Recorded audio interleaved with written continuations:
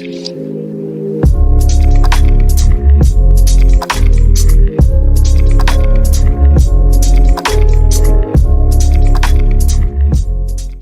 guys, this is Jerrod Henderson here in Family First Life's corporate office here in Orlando, Florida, sitting here with Wayne Carr, Hall of Fame producer. I can get used to that. That's nice, right? It is. Yeah, we still got to get the other sounds on there. So basically, we're just sitting here in the office, and I was just sitting here talking to Wayne, and because Wayne, how much did you sell last year? I want to say 360 something. 360. So mid threes. Way more than I sold last year, and you did Hall of Fame the year before, right? Yes, sir. Just for those of you that don't know, that's over $400,000 in a year. That's your personal pin. Yes. That's not your team or anything like that. So he went out and sold $400,000 in 1 year, which is a big deal, And a lot of people I know, when they come into Family First Life, everybody's like, I want to hit Hall of Fame. I want to hit Hall of Fame. But obviously, you only see the top people doing it. Mm-hmm. So I wanted to kind of just pick your brain, just because I still think it's awesome you hitting Hall of Fame. And it's honestly, it's an honor to have you in here, man. Just to have you come in, do some training, just a bit of pick your brain. Just because I know the agents that come in and they get the training from that, just the stuff that they can take away and go home with it, I know it's helping them. Whether it be your agents, our agents, it's just a really good feeling to be to have you in here and have you helping. So I really do appreciate it.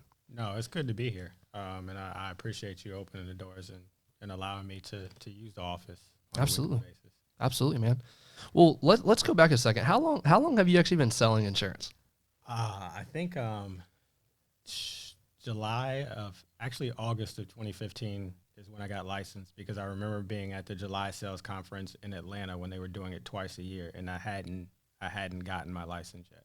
Were you still living in Tampa at that point? Yeah. Yep. Gotcha. My entire insurance career, I've been in Florida. Gotcha. So living in, Central Florida, and then they were doing the boot camp in Atlanta. So you drove all the way up to Atlanta. Yeah. Just to get started. Yeah. I mean, I was, Mark basically impressed upon me how important, he really just told me what was going to happen there. And knowing what I know about business, I knew that I needed to be around it and get it firsthand at that point, or it was going to be kind of spoon-fed to me over time. So I figured I just go get it and then kind of piece it together and figure it out, or put the pieces in place as I came across those hurdles. I knew that I was going to go there and not understand most of the things that they were talking about, but I also knew I needed it, or was going to be able to use it at some point. Gotcha. So, yeah, Mark's pretty good at that. Yeah. It's funny just because I remember meeting Mark for the first time, and he's like, you need to do this. And I was like, got it. And it changed my business. Every time I talk to him, it seems like I make more money. And that's a crazy thing with me. Like I talk to agents, and I'll tell them, because I used to live in the Panhandle, in North Florida, and like, well, how'd you get down here? I was like, well, I was coming down here and run business, and I did the same thing. It's funny you said that. I actually drove to Atlanta. I was still in the car business, and I went to a boot camp. And the guy that hired me, he's like, hey, you should come check it out. And I was like, oh, Atlanta, I'm still working. He's like, dude, you need to go. These people are making money. And when I walked in the door, I knew right away. I was like, this is where I need to be. Yeah. And people always go, they're like, you drove to Atlanta? I'm like, it was 5.5 hours. It's nothing, And I was like, you're over here sitting talking about driving 5 hours to make life-changing money, And it's just crazy how some people will sit there and they're like, oh, no. I'm like, well, that's the difference, So, okay, and that was, you said what year was that? 15. So almost basically right at 5 years. Mm-hmm. So let me ask you this. Whenever you got started, do you remember what you sold the first year? Like it was the first year, my first full year. Yeah. I did 265. Okay. That's my first full year. But gotcha. My first month, and I tell people all the time, the Family First Life now is nothing compared. I mean, it's so much better than the Family First Life that I plugged into initially, where we were literally taking pages of notes because there was no rewinding and replaying. But my first month I did $4,000, then 7, 11, 13, and 17, my first 5 months. So the numbers, I love how you remember that. It's crazy. Yeah. And I do remember it because of some of the conversations that happened along the way that I remember just as vividly. But I'm just in awe of the people that come in now and do 15, 20, 25 in their first month, because I can't even imagine starting out like that. Yeah. It's insane. I remember talking to you probably, dude, it was like 2 years ago. We were on that trip, remember, in California. And trip, that I was like, and that's why I was like, oh, that's right, he's selling us insurance. And I started like trying to pick your brain. And I remember the first thing that like came, I was like, this guy is so smooth. He's like smooth with everything. He's just content. He's just, carries himself so well, and everything is just so smooth. And I was like, I gotta get like that, And I remember I would just, anytime I'd see a sales conference, I'd always try to just pick your brain, just because I'd always take something. And dude, every single little thing I would always take from you, I would use it in the in-home. And I'd always make money with it every single time, That's humbling. And a lot of people probably don't even know that, but I'm a copycat. I like stealing. It's like, that's the way I look at this business. It's like, you got to be a good copycat. So, okay. So you said 265 your first year. That was more than my first year. What do you really feel like it took, just for new agents watching, and getting, into this thing and trying to really blow this thing up? What do you really feel like you did and some things you changed to go from 260 to over 400 in a year? Yeah, I think it was definitely schedule. And then what you just described, I'm a copycat too. I mean, I'm Paul McLean, Matt Smith to a T.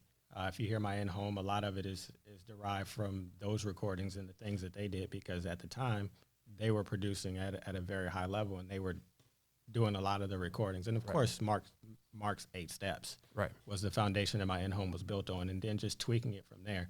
But I think it goes back to just implementing those things, because for a long time, that 4, 7, 11, 13, 17, that was because I wasn't plugged into the system, or I was just going through the motions. I'd be listening to the recording and doing something else at the same time, not really taking notes, or taking notes and just for the sake of taking notes and not really reviewing it or implementing it. And I remember listening to Paul talking about his process of taking notes and then his review process.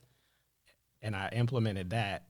And it's hard to take notes, review it, and not implement it. Yeah. It's kind of like booking appointments and not going. It just doesn't make a whole lot of sense. So when you do that, it starts clicking, and then you just want more, because you see the impact of it. And it's not a secret where you go to get more. So I know where to get it. I can either call Paul directly or pull up another Paul recording or listen to the same one, because now my ear is tuned a little differently. So I'm listening to him differently. So I'm picking up something else. I love it. And I tell people that all the time. It's like, you go to sales conferences and it's like, yeah, we can talk about leads and phone script. And I've heard Paul and Matt and all these guys training a million times, but it's like the same thing with me. I pick up something different. Yeah. And it's mind blowing for me, because I'm like, how did I not get that last time? Right. But it's just crazy how people grow, and then you start learning. That kind of takes me back to the same thing with you, because I remember we had a sales conference in Tampa. This was probably 3 years ago. And I think we had a full 20, maybe 22 people there, in Tampa. And I remember you going up to the front of the room, and I was the last guy that got called, because I like barely made the Elite Producers Club, like barely. I think I sold $8 to get into it. And policy on yourself. Yeah, right. That was that children's policy. And I remember Mark calling out your numbers, and I was like, man, you were selling over 20 grand at that point. And I was like, man, he's always ahead of me. He's always in front. I need to start asking this guy and figure out what he's doing.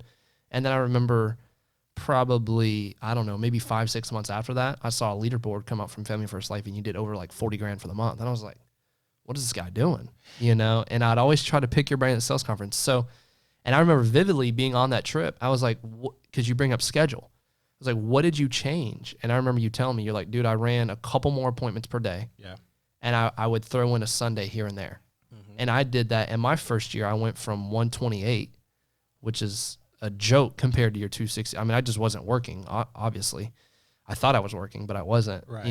And that next year, just that advice you gave me, I did, I think, it was a little over 270. It was like 272 and some change. I owe a lot of it to you, because it was just simple little tweaks, that basically took my business to the next level. So I really appreciate it, man. It's my pleasure. It is those little tweaks, and it's easy to I was actually just talking to an agent about it before we came in to record, because it's the little things like dialing, and it also relieves some pressure. It's like dialing on Thursday for Friday. Yeah. If it spills over to Saturday, great, but keep it for Saturday afternoon. That way you can dial Saturday morning for Sunday and keep most of your Saturday free and make that your time where you can get some balance. And you still, because you have a couple innately spill over into Saturday and you focus on booking another 6 to 8 on Sunday, you still innately run 15 to 20 appointments in a weekend without even really trying. I love it. I love it. So how, like right now, just where you're at in your business, how many appointments do you run per week? I probably 25. And were you running more about the same when you did Hall of Fame? I was running more because I was nowhere near as effective as I am in the house now. Gotcha. Just those reps, right? I mean, it's just like I use a lot of gym analogies. Yeah. Obviously, the more reps you do, the more defined you get. Yep. You do the heavy lifting in the beginning, but if I do a lot of reps or run a lot of appointments, naturally I'm going to start to see things differently, and it just kind of makes you that much stronger and that much sharper, more well defined, and you can kind of start shaving and trimming the fat from your in-home. That's how you learn how to get out of the house faster or ask better questions, or just overall be more effective. Got it. What did you sell last week? Last week was 15 grand. 15 for the week, right? Yeah. And going back to the leaderboard, I remember because y'all were really always good at sending out leaderboards, and I would see 15 grand, and I thought that was for the month. Yeah. I was like, Wayne, he's doing pretty good, 15 grand. And then I was talking, they're like, no, dude, that's for the week. I was like, that was for the week. This was a while back. You were still doing 15, 20 grand. And I was like, oh my God, that is for the week. And I remember Sean coming out 10K a week, 10K a week, 10K a week. I was like, dude, I'm trying to sell 10 grand a month. And so what are your thoughts on that? Because I know obviously 15 grand a week wasn't always your goal. Yeah.